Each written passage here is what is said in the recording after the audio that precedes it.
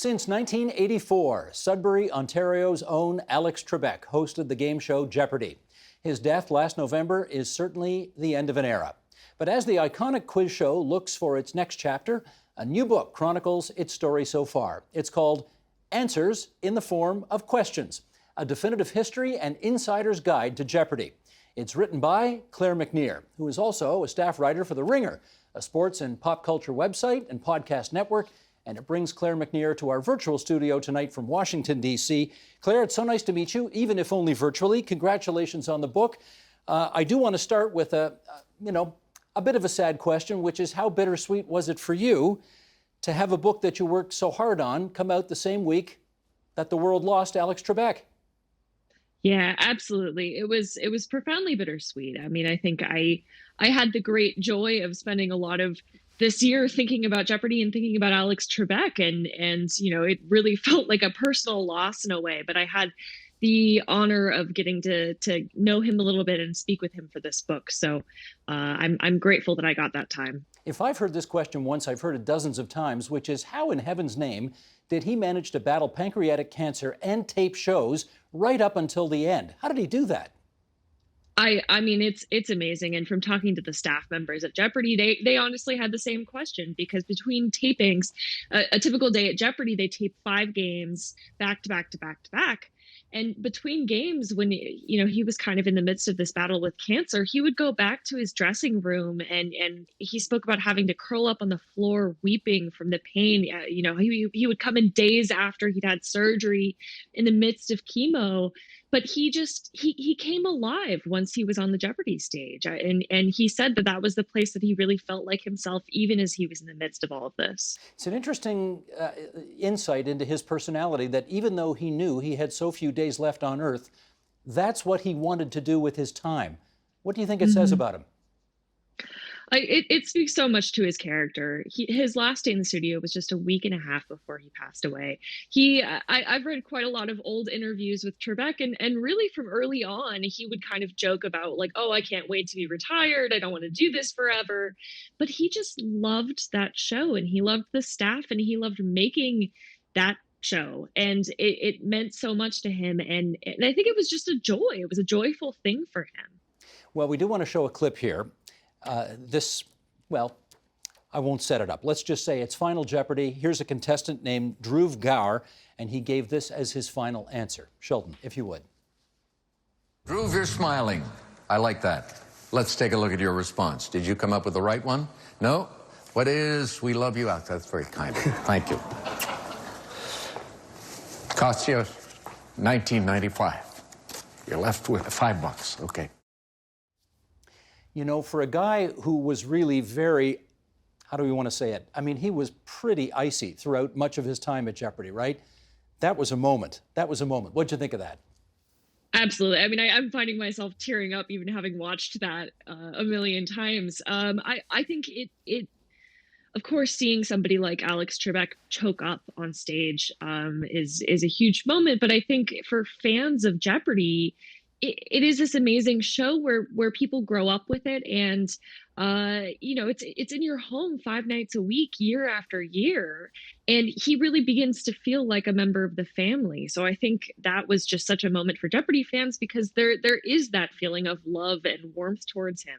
Yeah, when I say icy, I guess I mean he really played it straight ahead and very businesslike, occasionally cheeky, occasionally snippy when he thought you were really dumb and missing a question or forgetting to put it in the form of a question, if I can rip off the title of your book.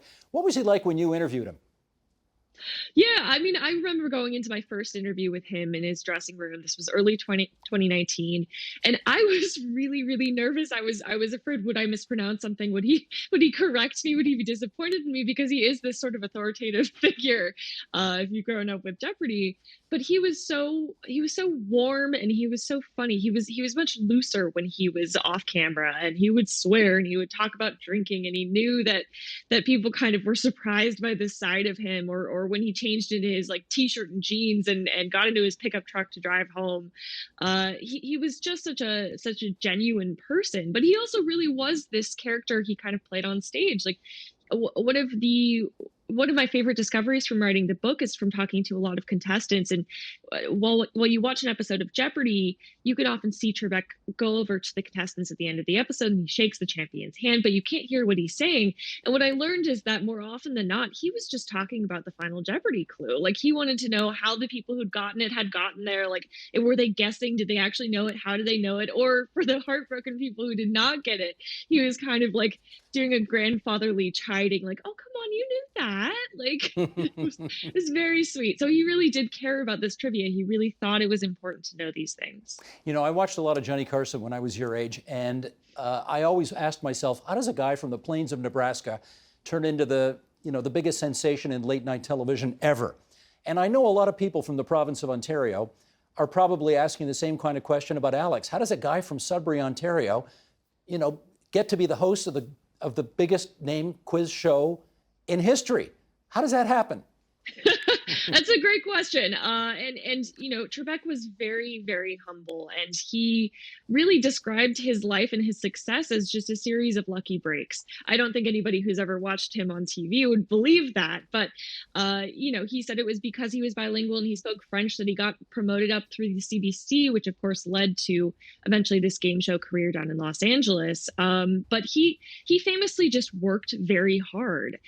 When you watch Jeopardy, it almost looks easy what he's doing. And of course, we loved his fancy pronunciations of things, but it was so good. And those pronunciations were so good because on tape days, he would show up at the studio at 6 a.m., sit down with the day's material, crack open a dictionary, just make diacritical marks. He studied, he worked, he really, every day that he made Jeopardy, he worked so hard on it. And I think that, he was humble about it, but he was there because he was really good at it and he really put in the time. Well, in which case, how much of the show's success is him, and how much of the show's success is the fact that it's a fascinating show, and of course, it is the complete opposite of every other program on television, in as much as, they give you the answers, you got to come up with the questions. So format versus host, where do you come down? Yeah, I mean, he was the first to say that Jeopardy would go on long after him, and that the game itself is kind of the main attraction there, and that of course the staff is so good and the writers are so good that's not going to change. And I do believe that. I do believe that Jeopardy itself is a really great game, and of course we see that in that there was a version of Jeopardy before Alex Trebek with Art Fleming, and that was also very popular, even though it was kind of a different sort of Jeopardy. But of course, it's so hard to imagine Jeopardy without Alex Trebek, and it's intensely bittersweet. And I mean, I know there's a lot of anxiety amongst fans and doubtless at the show about, what will it be like once he's no longer the host? Well, as there should be, because let's face it, there have been a lot of attempts at spin-offs of Jeopardy. I hadn't heard, frankly, of most of them until I read your book, and they all failed. So he may be the secret sauce in all of this, eh? To some degree, I think that's definitely true. And I think it will be really hard not to compare whoever the next host is with him. But it's the actual formula of Jeopardy is so strong. And also, I think there's an element of the fact that Trebek himself was not a superstar when he took over Jeopardy. He was certainly not anonymous in Canada or in the US, but he was not this kind of star celebrity hiring that, of course, Jeopardy was going to be the smash hit with him. And he kind of became that with Jeopardy. So that gives me a little bit of confidence in what the future might hold. Claire, I've got to ask you two very bizarre questions here. What did Alex die from? He passed away from complications of pancreatic cancer. What did Art Fleming die from? Also pancreatic cancer. Got the diagnosis and was dead 2 weeks later. How bizarre is that? Yeah, I mean, it's a monster of a disease, and I think that Trebek absolutely knew that, and he kind of joked about it. He had this tremendous sarcastic sense of humor, the self-deprecating sense of humor, and I mean, he knew the odds he was up against because, of course, he knew Art Fleming and he knew what had happened, and he fought till the end, and I think that he. Even as he struggled, I think he knew that by being public about his fight with cancer, a lot of people who've gone through something similar really took a kind of comfort in that. Let me take you back to the mid-1980s because, of course, Art Fleming started the show. It had a run. It got canceled. I think they brought it back for a year. And then there was no Jeopardy for a while. They then resurrected it in the mid-1980s with Alex Trebek. What was the thinking behind resurrecting a show that had already been canceled? Yeah, I mean, the cancellation was a funny thing where they tried a different time slot back at NBC, this Art Fleming version, and it didn't really work. So there were a few things kind of compounding that happening.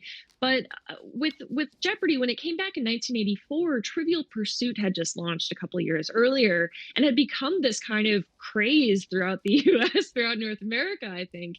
And there really was this moment of trivia obsession. So Merv Griffin, the creator of Jeopardy, had Wheel of Fortune on the air and was looking to kind of experiment with syndication and decided, well, let's try bringing back Jeopardy and see what happens.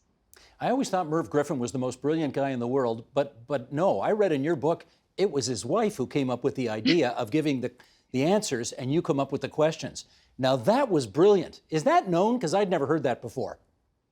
Yeah, I mean, I think it's been written about a little bit, but she was the one who came up with this ingenious formula, and I have wondered often if Jeopardy would be as popular as it is if you didn't have that silly "what is, who is" gimmick, and it is a gimmick. But I think there's something about it that if you were just saying the answers or the questions rather, not as questions, it doesn't really have that kind of sticky staying power. So I think that has so much to do with the success of the show. Now, not everybody watching this right now is going to remember Weird Al Yankovic. You have to be in a certain generation. But Weird Al used to take very famous songs or cultural phenomena or something like that, and he would do spoofs on them as music videos. And they were often very good. He did one on Michael Jackson's Beat It, which he called Eat It, which was hilarious. And he did one called I Lost on Jeopardy. How much credit do you give him for Jeopardy's resurrection? Yeah, the timing was really, really interesting with that. And I was able to interview Weird Al for this book. And the song actually came out just months before the Alex Trebek version of Jeopardy debuted. In fact, some of that was just sort of kismet in that Weird Al had sort of separately devised this, and it was really about the original version of Jeopardy, and it just happened to come at exactly that time. But Merv Griffin, who, what had a kind of genius to him with showbiz, really recognized it as this cross-promotional opportunity. So he had Weird Al on his talk show, and it really kind of became this anthem and got stuck in people's heads. And suddenly people were thinking about Jeopardy again for the first time in years. And I think that had a lot to do with people being excited to see Jeopardy come back on the air just after that. And Art Fleming was in the video and was great, playing it straight and so funny. Didn't you think so? Absolutely. And yeah, Weird Al was delighted that he was able to get Art Fleming to actually come down and be in the video. He, like Trebek, I think really had a sense of humor about himself. And so much of Jeopardy is this very serious, very stern, authoritative thing. But both of them were really, willing to poke fun at that character as well. Indeed. Claire, how do you get to be a contestant on Jeopardy? Oh, it is so hard to do. That was one of the great joys of working on this book was I got to speak with a lot of contestants. Every year, about 100,000 people take the online contestant test. And of those 100,000, only about 2,500 are invited to auditions, usually in person, this year, of course, online. And of that group, only about 400 are invited to tape in a single season of Jeopardy. So the numbers are tough. And there are really brilliant people who spend years and years and years trying to get on Jeopardy. And it's this fascinating thing. If you look at James Holzhauer, who of course had that sensational 32-game win streak in 2019, he tried to get on Jeopardy for over a decade. He was taking the online contestant test every single year for more than a decade before he was finally chosen. Well, I gather you don't just have to be brilliant to win. But again, I read in your book, you got to figure out how to use that clicker. What's the deal with the clicker? Yeah, the signaling device, the infamous signaling device. It really is this obsession of a lot of contestants because it is such a big part of the game. What you can't really see when you're watching a game of Jeopardy is that there are these blue lights that wrap around the board and effectively tell contestants the exact moment when they can ring in. And if they hit the button before those blue lights have illuminated, they will be temporarily locked out of the system for just a quarter second, but usually that's long enough that somebody else can swoop in and answer instead. So if you're not good with the buzzer, you can know a whole board of Jeopardy and you will never get to give a single answer. So it is this incredible reaction time test really tacked on to the actual game of Jeopardy. And who's that celebrity who's really good at it and he's got a bad thumb, which actually perversely helps him in this case? Yeah, Michael McKean. He's the biggest ever celebrity Jeopardy contestant. He graciously spoke to me as well, and he had a mishap with his thumb at some point, and so he has a kind of unusual way of ringing in, but it sure seems to work. Now, Ken Jennings, I think most people have heard of. He won 74 straight, and he's the all-time Jeopardy champ. What did he attribute his success to? I mean, he's interesting because he had a background in Quiz Bowl, which is this academic competition that has a lot of the same trivia grounding as a show like Jeopardy. But he's also really, really good on the buzzer. And he actually doesn't look at those lights around the board. He would go by the sound of Alex Trebek's voice. He would kind of enter this Zen state and just get the timing exactly right. And certainly he had a lot of practice. So. He's going to be the interim host, right, while they look for a permanent host? Yeah, I mean, it seems that they will have a series of interim hosts, so we don't know how long Ken will be doing it, but he's going to be the first interim host, yes. Do you know whether he wants the gig full-time? I asked him this a couple years ago, of course, before Trebek's diagnosis, and he joked to me that, you know, if called upon, he would certainly serve his country and serve his game show. So, you know, I think it's a thing that he has contemplated before, at least. He'll do it for God, Queen, and country. So nice to hear. That's great. Well, we talked about Weird Al's spoof a while ago, and of course, Weird Al's not the only guy who's been spoofing Jeopardy. Saturday Night Live does a pretty good job of it as well. So why don't we show a clip of that as well? Sheldon, if you would. Sean Connery, it's still your board. I'll take swords for 400. It's actually not swords, sir. Swords. These are words that begin with S. The answer is Popeye is this sort of man. Burt Reynolds. What is Popeye? No. They've done so many of those, and Will Ferrell is just absolutely hysterical with his frustration. Why do you think all that works so well? I mean, I think it speaks a lot to how omnipresent and universal Jeopardy is, that format kind of lets you have so much fun with it. You know, everybody knows the kind of central joke. And if Trebek was always asked, aren't you offended by Will Ferrell's impersonation of you? Because it is a really kind of uncharitable version of Trebek. He's mad. He hates his contestants. He's the smartest guy in the room, and he wants you to know it. He can't wait to get out of there. Hates it all. And Trebek said that no, in fact, he loved that impersonation, and he just had so much fun with it. Claire, I do have to ask you though one thing. What is a potent potable anyway? That is Jeopardy ease, I guess we could call it, for an alcoholic drink, and it is a recurring Jeopardy category. Yes, it is. There are also some recurring, what do you want to call them, acronyms. Some of them are acceptable for family television. Some of them are not. I want to talk about them all. Do you want to, I mean, they've got their own language, right? Do you want to share some of those acronyms that people say? Yeah, I mean, there are a lot of kind of in-jokes amongst the writers, recurring things that they will do, like those darn Etruscans is a thing that you see over and over and over, and that kind of began as a joke in the writers' room. But the actual trivia community has a really kind of intense culture, this competitive culture amongst trivia players, who many of whom are trying to get to Jeopardy someday, and they use all sorts of acronyms. I'm not going to try to do the letters right now, but you either know it or you don't is broken down to the first letters of each of those words to designate the kind of trivia question where you're not going to figure it out by staring at the question. You either know this thing or you don't. You know who the first president was or the second president was, or you don't. Well, do you want to tell us what RTFQ stands for? I'm not sure I'm allowed to. No, you're not. It's a version. Read the blank question. Yes, exactly right. Exactly right. Well, I do want to return to this notion of how well this show can survive without Alex Trebek. It's odd to say it, but even though he has died, he's still on the air. The shows that he taped are still going to be running, I think, through January, through the end of the first week of January, and then Ken Jennings takes over. Do you have any fears, or do the fans have any fears that this show is not going to survive without him? I think Jeopardy will certainly survive. I think that's not in question. But I think there will be this incredibly heartbreaking moment where, on a Friday, we're going to see the final episode of the Trebek era. And then on Monday evening at 7 p.m., it's going to be the first Ken Jennings episode. And again, we don't know how long Ken will be the interim host, but it will be a very, very jarring, heartbreaking thing.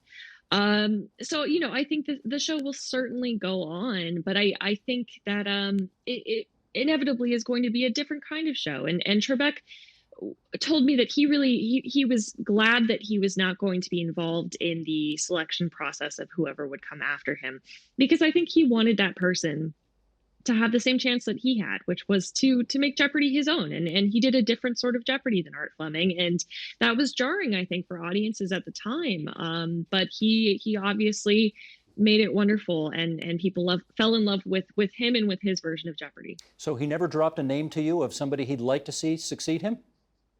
He had mentioned a couple names over the years. His favorite, of course, was to say that he wanted somebody smart, somebody funny, somebody young and vibrant, and Betty White was his first choice, who actually does have an Emmy for her work as a game show host, I think back in the 80s. But I don't know that Betty White is chasing that job, but we'll see what happens. Betty White's had a lot of encores in her career, and I think the fact that she's 90-something right now shouldn't hold her back at all. No, I'm sure it wouldn't. Claire, this is a little strange, but do you know what happens when you Google Alex Trebek? I believe there is a lovely Google in-joke that they suggest the question, who is Alex Trebek? You got it. We did this the other day just for kicks, and when you Google the name Alex Trebek, that's what comes up. Who is Alex Trebek? I mean, how perfect is that? And it is an answer in the form of a question. It is. I'm sure he would be very proud of that. I got the feeling that we ought to leave this interview with either me hitting you with a Jeopardy question or you hitting me with one. How do you want to handle this, Claire? Why don't you ask me, but I'm going to get it wrong. Okay, well, you might not. You never know. This would be something near and dear to my heart, but not necessarily yours. So let's try this. They're the best Major League Baseball team in the 21st century, having won 4 World Series. 4 World Series. Oh, my. I'm going to say the Red Sox. Well, that would be the correct... Who are the Red Sox? Oh, no. I was just going to bust your chops, as Alex Trebek would, for not putting your answer in the form of a question, my dear. Oh, Claire, he would not have given it to me, so. What a terrible faux pas that was. Although I have to say, I'm impressed that you know it's the Red Sox. The name of the book is Answers in the Form of Questions, A Definitive History and Insider's Guide to Jeopardy. It's got a foreword by Ken Jennings, and Claire McNear, its author, has been our guest. It's so great to meet you, and hopefully someday we'll be able to do this in person instead of virtually. But thanks so much for coming on to TVO tonight. Thank you so much for having me. The Agenda with Steve Paikin is brought to you by the Chartered Professional Accountants of Ontario. CPA Ontario is a regulator, an educator, a thought leader, and an advocate. We protect the public. We advance our profession. We guide our CPAs. We are CPA Ontario. And by viewers like you. Thank you.